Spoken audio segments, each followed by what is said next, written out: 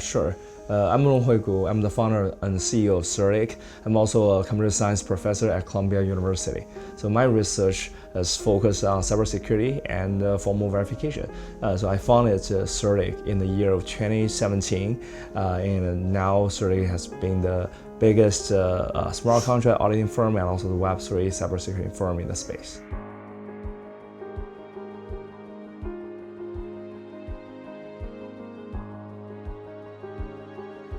Sure. My research was focused in this area, and in the year of 2016, we made a research breakthrough and built CertiK OS, which is the world's first fully verified multiprocessor OS kernel, and is proven to be hacker resistant and anti-bugs, basically bug-free systems, and it's being used by DARPA, U.S. Army, and deployed on the unmanned ground vehicle called the Landshark.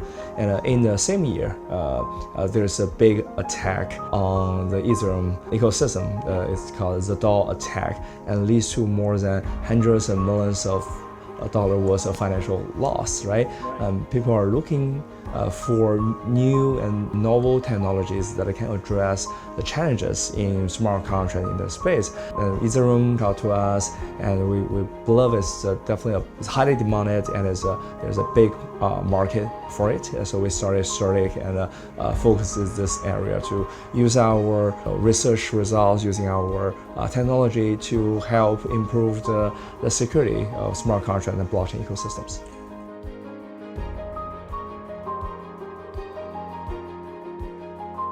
Yeah, it's really a great question.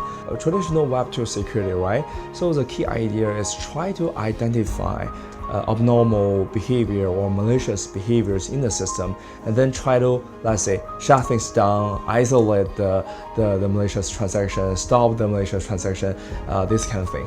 This is very, very challenging. This kind of protection is very challenging in the Web3 space. Blockchain is a world computer that no one can stop. Even if you find some malicious transactions, you can't stop it. Actually, no one can stop it. And also for smart contracts, basically are programs running on top of blockchains, right? It has some unique features, like real-world contracts. Once signed, once deployed, once agreed by all the parties, you can't make changes. A large amount of crypto assets, sometimes even more than hundreds of millions of dollars worth. And also, in order to reach consensus, many of these kind of like smart contracts are open sourced. In a sense that the hackers can read the source code of smart contracts, try to find vulnerabilities and perform attack, and no one can stop this kind of like malicious transactions. So that's why it's so challenging. Directly related, connected to digital asset. Yes. Like cash. Yes, a lot of asset there.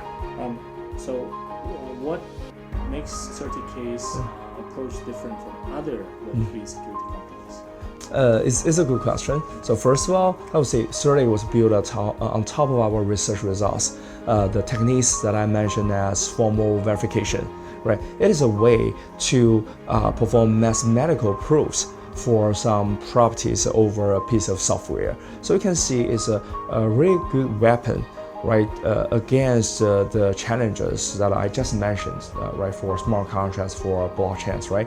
So if we can prove some properties hold, so then it's safe to be deployed, even if you can't make any changes in the future, right? So this is one part, but I would say, to be honest, especially when we deal with very complicated smart contracts and also blockchain implementation themselves, it's hard to apply formal verification. It's hard to verify many complex properties. So we still need to develop lots of underlying tools, including both static tools, dynamic tools, and model checking tools, and we have to involve all these knowledges with the pace of the Web3 industry. CertiK, our strengths are our researchers, our engineers, our kind of like accumulation in the technology, and also in the number of clients and the market share. So we can see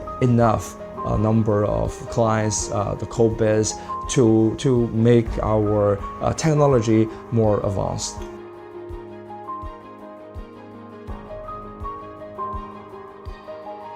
Yeah, sure.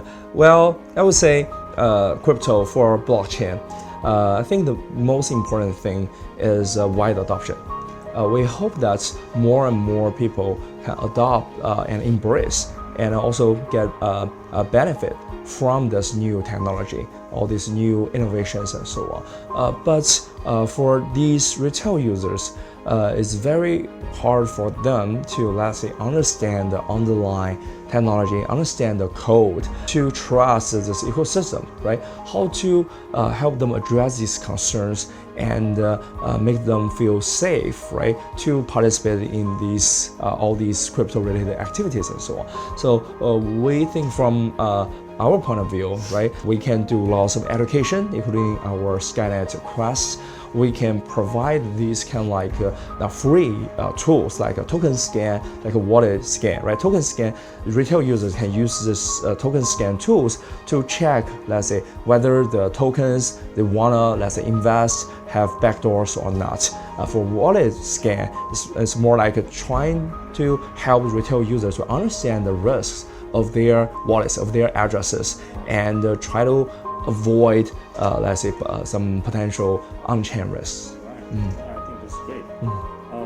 Going to B2B businesses, I know they understand security is very essential, but still many companies hesitate to prioritize security concerns, delays, cost, which impact their competitiveness. How do you think should companies approach this challenge, and would you give some advice for striking the right balance between cost and so it's really a good question, and an issue that bothers me, myself, CertiK, and also the entire industry for many years. Look back to let's say the year of 2017, 2018, when there's ICO hot, ICO trend. Most of the crypto companies, although they say, well, security is important and so on, most of them will not allocate enough budget or even no budget for cybersecurity, right? They may say, well, we have a senior engineer to review the code already. We have security experts in-house, something like that. Then when things come to the year of 2020, DeFi summers, right? So more and more companies realize that, well, it's important to work with some external security firms or auditing firms like CertiK, external review of their code, but mostly driven by the community. Because DeFi summer, many users want to participate in some DeFi protocols, but they can't trust. In many cases, they don't understand the code, so they push these projects to do code auditing with us and so on. So that's a good thing. But well, many projects use this kind of like code auditing as a stamp. Like for example, audits a small portion of their code due to the budget issue, or they only audit one version of their code.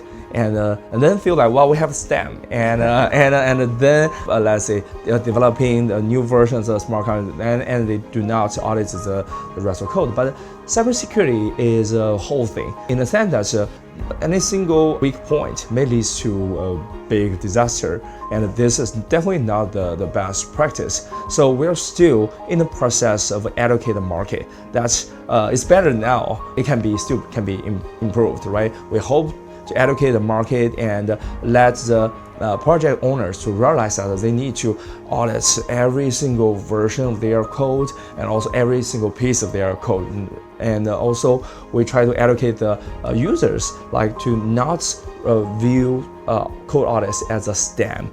It should be a dynamic, evolving thing. So that's why we launched Skynet to post all the audit reports, tell users what has been audited, what have not been audited, and also the security score, give them a high-level idea of the potential security risks.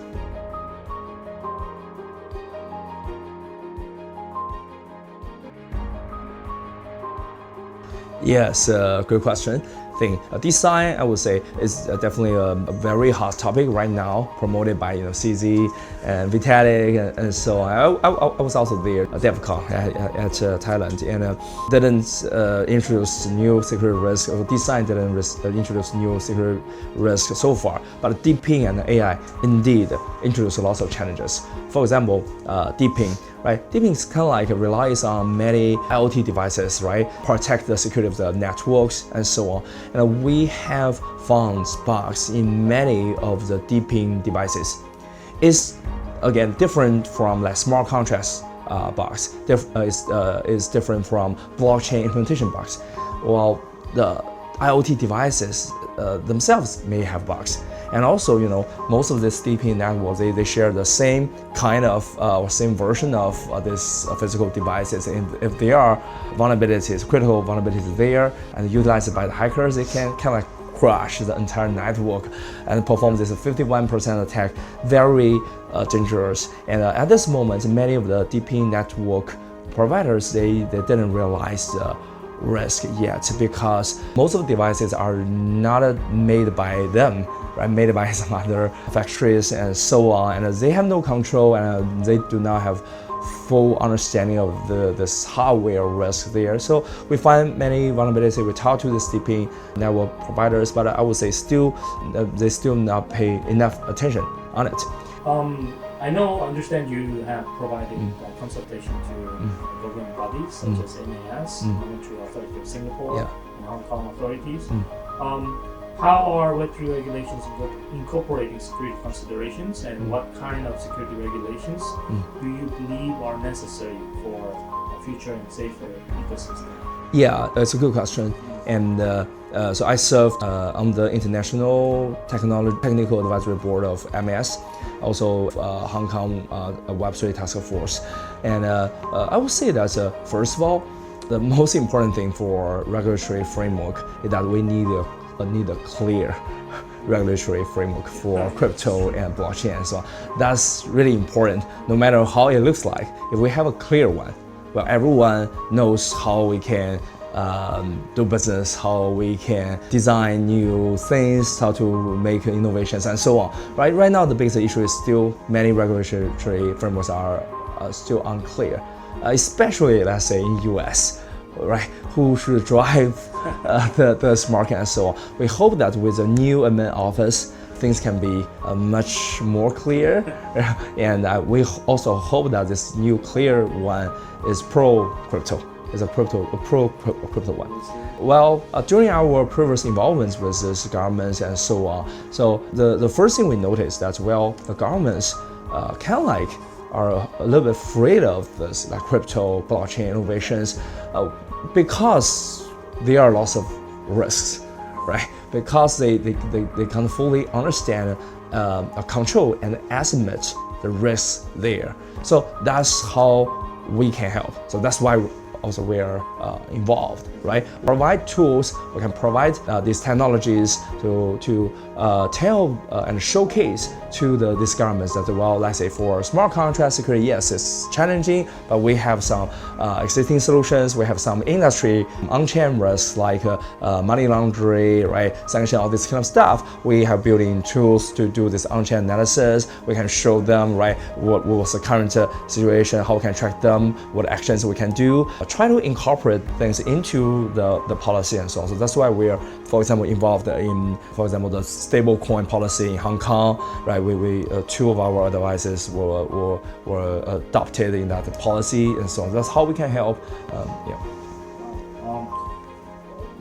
In line with that, what would you identify as the most current prominent trend in Web3 security? So I can give you some data, like in the year of 2024, so more than $2 billion financial loss due to, let's say, vulnerabilities, bugs, issues, scams in the crypto space, which is actually, this number is more than the number in the year of 2023. But the good news is that, well, number and the financial loss due to bugs in smart contracts and in blockchain systems themselves, this number has been decreased a lot. That's the good news. I would say because, well, the tool chain has been more mature, and also more and more companies, they realize the importance of security, right? Spend more money on it, work with many external firms like CertiK and so on. Well, then why this total number still got increased? Because we see more and more hacks or this due to, let's say, private key leakage. Right, the mismanagement of this private key assets and also insider threats, insider jobs, right? Yeah. And so it shows that, well, it can like look at these web dApps, right? Decentralized applications. Usually it contains a Web3 part, right? Which are smart contract, blockchain system, and also Web2 part, like a private key management, how to reduce the insider threats, this kind of stuff, right? So now I would say Web2 component has become weak points. So that's why we're also providing solutions like to help. For example, we actually even identify issues in the private key management hardware pieces in Samsung phones, right? So that's why we got acknowledgement from them and are selected into the Hall of Fame by Samsung. So we have done lots of work along that line. And on the other side, we also provide this what we call throughout team background checks provided by CertiK to help kind of like mitigate the insider threats. Oh, that's HR too. Yeah. Stuff too. So what is your vision? What is CertiK's vision for the future of Web3 security industry, and how do you think the ideal Web3 ecosystem looks like? So first of all, this security thing is not a competitive edge, is a joint effort, right? So we need to work with retail users, the client, the project owners, regulators, right, and other security firms, and so on, right, trying to improve the security in this industry.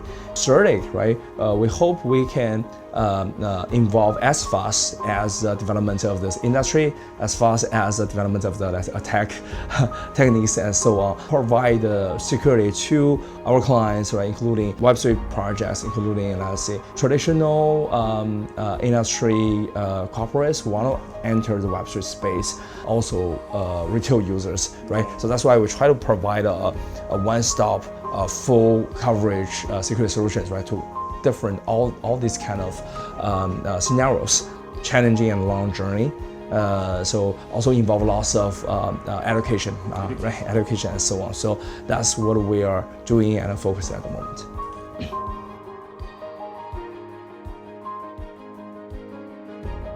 Yeah, so as I mentioned, well, it's a joint effort, right? So involve all the participants, right, to pay more attention to cybersecurity and so on. For project owners, I would say, as I mentioned, security is the whole thing. It's not like, well, if you secure one version, well, job is done. No, you have to try to secure all the versions, and you need to work with external firms. Even if the code remains the same, you still need to actively work with security firms because attack techniques are also involved, yeah, and so on. So this is my, let's say, take-home message to project owners. And then for retail users, I would say, well, do your own research. But we know how hard it is, right? Most retail users they do not have computer science background, right? They can't understand code. So how to do their own research, right? I would say, let's say there are many platforms right now provide data information of these projects, of these cryptocurrencies and so on, including CertiK's Skynet website. They are this information right now, I would say, pretty straightforward and easy to digest. And the more research before, let's say, invest or put the money in. Advice, I would say, I borrowed from CZ during our fireside chat, and the advice he gave is that, well, control the risk by, let's say, when the retail users do investment into some crypto and so on, it has to be within some threshold, in the sense that even if you lost all this investment, it will still not affect your normal life. That can be considered as a safe threshold, right? Yeah, thank you. Thank you. It's so great. That's the final question. Maybe do you have maybe some last comment for our audience at Token Post? Yeah, sure. So I would say during my visits Korea, we are glad to see many, I would say, new involvements, innovations done in the Korean market. For example, our collaboration with BDI, right, the Busan Digital Asset Exchange, and we also learned that the Busan city tried to become a crypto city. Right, so it's definitely great, very visionary, and we hope that CertiK can help in this vision. and help provide security services, on-chain compliance tools, and so on. Try to make this vision and this journey as smooth as possible. Well, thank you very much. That's it for today. And thank you for your time again. And I didn't expect this security interview to be interesting. Thanks Thank for you the very much. close. You made it very easy to digest. Thank you for the invitation. Yeah, that was all. Thank you, sir. Thank you.